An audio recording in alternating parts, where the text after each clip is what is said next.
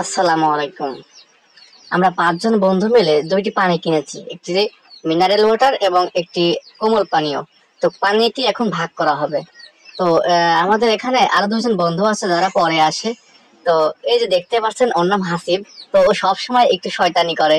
তো ও এমন ভাবে ক্যামেরার সামনে যে দাঁড়িয়ে আছে, মনে হচ্ছে যে ক্যামেরাটা ওর জন্য ধরা হয়েছে। তো পরে আমি ক্যামেরাটা অবশ্যই সরিয়ে ফেলি, সরিয়ে একটা সাইডে নিয়ে যাই যেখান থেকে ৫ জনকে দেখা যায়। তো এখন পানিটি ভাগ করা হবে। যেহেতু আমাদের পানির বোতল আমাদের কাছে দুইটি, দুই রকমের পানি। তো প্রথমে সজীব থেকে শুরু করবো। যে ছেলেটা খাচ্ছে ওর নাম সজীব। সজীব থেকে পানিটি খাওয়া শুরু হচ্ছে, তারপর ও খেয়ে আমাকে দিবে। এভাবে আস্তে আস্তে আমরা ৪ জনকে এভাবে ঘুরতে থাকবে এবং সবাই পানি খাবে। যেহেতু এখন গরমের সময়, এখন পানিটি আমি খাচ্ছি। এরপর পানি খাবে মুস্তাক। মুস্তাক আস্তে আস্তে খাওয়ার পরে সে হ্যান্ড ওভার করে দিবে তিতাসকে। তো তিতাস খাওয়ার পরে যে একটি কাহিনী হয়, সেটা অবশ্যই আমি আপনাদেরকে দেখানোর চেষ্টা করব।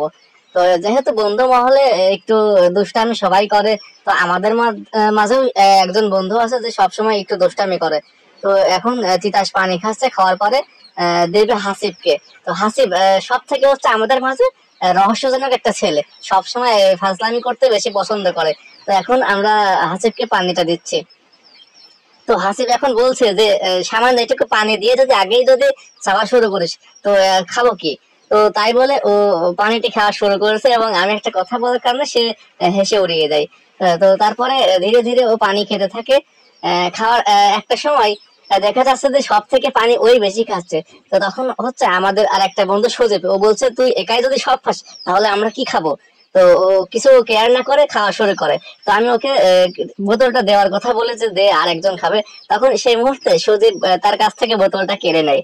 যে আসলে ও সবসময় একটু বেশি বেশি ফাজলামি করে। তো তারপরে পানি সজীব খাচ্ছে, সজীব খাওয়ার পরে আমাকে দেবে। তো আমি চাওয়ার মাত্র সজীব বলছে যে আর একটা ঢোক আমি খাবো। তো সে মুহূর্তে সজীবের কাছ থেকে হাসিব বোতলটি কেড়ে নেওয়ার চেষ্টা করে।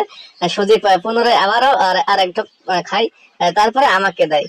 তো তখন আমি খাইতে থাকি। তো এমন একটা কথা বলে যার কারণে আমি পানিটি মুখ থেকে বেরিয়ে যায়।